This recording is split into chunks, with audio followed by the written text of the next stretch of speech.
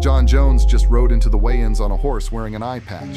And yes, he did it to mock Tom Aspinall. But what started as a joke has now spiraled into one of the most heated rivalries in the UFC heavyweight division. Jon Jones has never been shy about stirring the pot, but this time he took it to another level, showing up at the Dirty Boxing ceremonial weigh-ins on horseback, with the horse itself wearing an eye patch, was pure Jon Jones chaos. Fans burst out laughing, but everyone knew exactly who that joke was aimed at.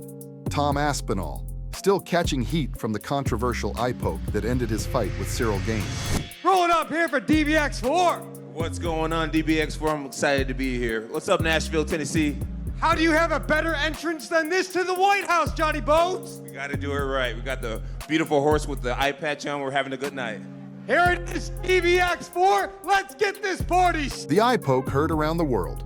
That's what fans are calling it. When Ciryl Gane's glove sliced straight into Tom Aspinall's eye, you could almost feel the pain through the screen. The slow-motion replay wasn't just uncomfortable, it was brutal. You see Gane's head jolt back, his hand instantly clutching his face, and the crowd's excitement turned into silence in a heartbeat. Curtis Blades and Corey Sandhagen later watched the clip together, and even they couldn't hide their reactions. Both winced, both grimaced, and both had that look of, damn, that's bad. They replayed it frame by frame, breaking down every millisecond of impact. Look how far it goes into his eye on the one. Will you slow it? The one looks nasty. Yeah, no, because at first I was like, oh no, man, that ain't look that bad. But then it was that weak. Yeah, that one looks bad. Yeah, I don't know. I don't think there's nothing you could do with the gloves. I think some people just do it though. Yeah. I think that some people just poke people in the eyes more than the other people, and they don't really care. I've heard other guys like openly, like Eric Lewis, he's openly said he will eye poke you or kick you in the balls just to get a break. Has he poked a bunch of people in the eye? No, it's not like He has. Oh, okay. a rep of this. He's not Jon Jones Jr. Yeah. I don't think ever poked anyone in their eye. Because you have really good hand placement also. Do you know? I think it's because I give a shit.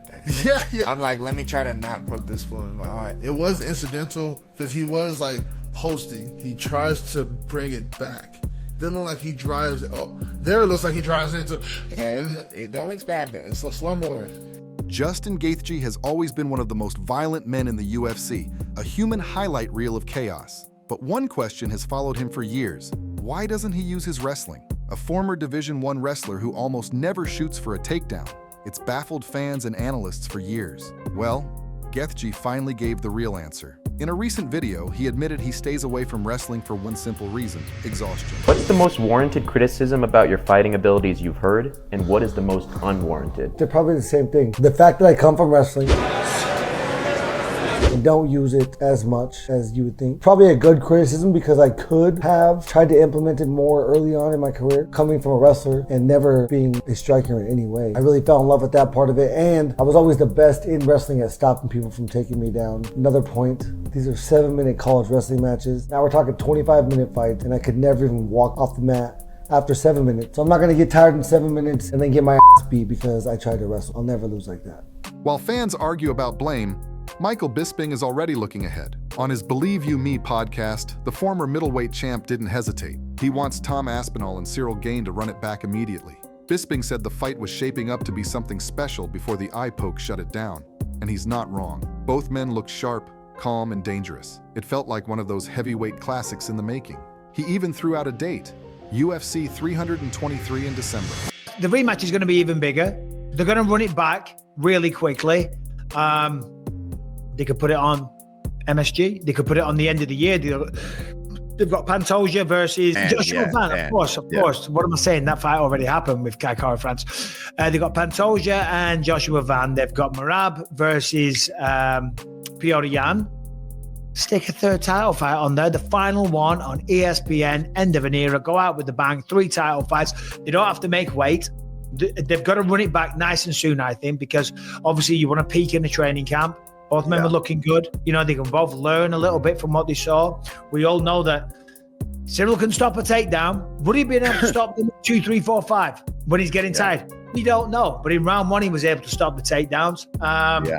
It was shaping up to be phenomenal. Just when fans thought the headlines couldn't get crazier, Jorge Masvidal decided to light the internet on fire. On the debut episode of his new podcast, Defro MMA, Masvidal dropped a bomb. He's been training again and he wants back in the UFC, but not just anywhere. He wants to fight at the White House. Yeah, you heard that right. A literal fight card on the White House lawn. Masvidal said he's been back in the gym for months and even joked that Trump himself should give him the call. And of course, he already has a target in mind, Leon Edwards. Their bad blood goes all the way back to that infamous backstage three-piece and a soda moment. And Masvidal hasn't forgotten. Is George making a comeback at the White House? I mean, are we gonna see three-piece in a soda? Your boy's been training, I'll tell you that much, man. Been like 2-3 months now on it, you know. And I want in on that fucking June card. I calling Trump, calling everybody. You gotta get me on this shit. So I'm just staying focused, staying in shape, brother. Hopefully everything works out. Would you want Leon for that card, or you just want to get on that card? Because Leon don't got the belt no more. Leon don't got the belt no more. But I still always want to down to fight Leon, you know. Just because we got all that history and stuff. I've never had any ill will towards Leon. I've always said it. And I still don't got ill will towards Leon, but I would still love to punch him in the face and just settle all that shit, you know, and let him try to get his shots in as well, you know. But if it's not Leon, really, I don't give a fuck. Just give me somebody who's gonna come to fight and let's go. Let's throw down for the president on the White House lawn. Yeah. This ain't never gonna happen probably again. So it's that thing that, you know, if I was too young or too old or right perfect, I'd be doing this. Like, it doesn't matter. There's no discouraging me out of this. Yeah. Even Dan Hooker couldn't stay quiet after watching that eye poke. The moment the clip hit social media, Hooker's reaction spread like wildfire.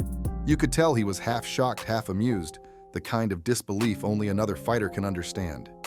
He watched the slow-mo replay, shook his head, and just started laughing. It wasn't the funny kind of laugh, more like that, I can't believe what I just saw kind. For a guy who's been through absolute wars inside the cage, even he couldn't hide how brutal it looked.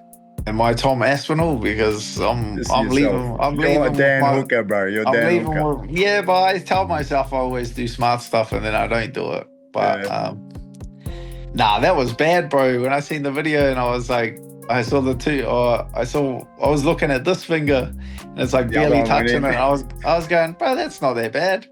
Then you look across at the other finger and you're going, holy wreck, he's trying to dig his brainstem out.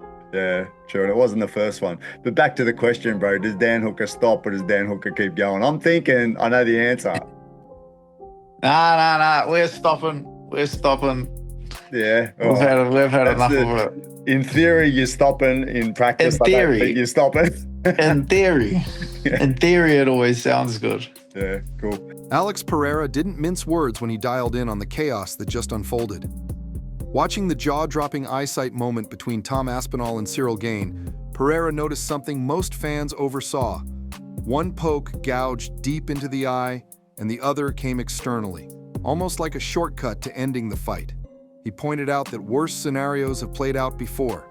Fighters visibly worse off, yet still kept battling, and then reminded us, only Aspinall truly knows what he felt in that split second. Vamos falar da luta desse fim de semana. Você acha que deu uma humanizada, pelo menos pra torcida, assim, no Tom Aspinall? Acho que deu uma... baixou um pouco o hype ali, não? Ah, baixou, mas, tipo assim, não dá pra saber, né, cara, o que acontece, né? É só o cara ali mesmo. Não dá pra saber, não. A gente sabe que, pô, ele não tava indo tão bem na luta. Mas a gente já viu casos aí também de, pô, o cara não tá indo bem, pô, acontecer alguma penalidade assim, pô, o cara voltar melhor, sei lá. Não dá pra saber, entendeu? Pô, os caras mostrando, né, o comportamento dele, até depois, uns falando que ele tava fingindo. Pô, cara, mas sinceramente não dá pra falar. Você viu aquele videozinho que o cara pega, ele dá umas piadinhas assim, aí ele...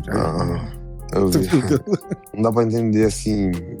Tipo, pegou um dedo mais fundo no outro, né, que ele não reclamou. No outro pegou por fora, né, mas a gente não sabe o impacto também que deu ali, entendeu? Cara, sinceramente, não dá pra falar. A gente já viu coisas muito, assim, pior e o cara voltar, né, mas visivelmente pior, né, mas só estando ali mesmo pra sentir, né. Leave it to Sean O'Malley to turn chaos into comedy. While everyone else was arguing about Tom Aspinall and Ciryl Gane, Sugar Sean jumped online with what looked like a brand new training tutorial. Except it wasn't for striking, it was for eye-poking. He's standing there, dead serious, lining up a training dummy like he's about to teach a world-class combo, then calmly demonstrates how to extend the fingers of doom. He even throws in a warning, use at your own risk, like it's some ancient martial arts secret. All right, guys, I've been seeing you guys, a lot of people using this technique, and I just wanted to add to it. A lot of people are using the front hand, whether you're orthodox or southpaw, using the front hand for the eye pokes. But I've been thinking like, I've been like jabbing the body and then coming with the cross. Boom, boom. You get more force. Those front eye pokes, like, you don't get that much force. But when you really get into it, you can really do some damage. Boom. Like, compared to that, boom. You know what I mean? Boom, really get more damage. So be careful using this shit. It's dangerous shit. From Jon Jones riding in on a horse with an eye patch to Masvidal calling out Leon Edwards at the White House, this week in MMA has felt like a fever dream. Every headline somehow topped the last. Eye pokes, trolling, comebacks, and even rule changes that could reshape the sport overnight. The UFC has always lived on chaos, but right now it's hitting a whole new level. And if Josh Thompson's rumor about the new rule system turns out to be true, the next card could look very different. The eye poke era might finally be ending, but new controversies are already lining up. Because in the UFC, peace never lasts long. So tell me this, would you rather see Jon Jones finally face Tom Aspinall, or Masvidal step into history with a fight at the White House? Drop your pick in the comments, hit that like button, and stay tuned, because the next chapter in this madness is just getting started.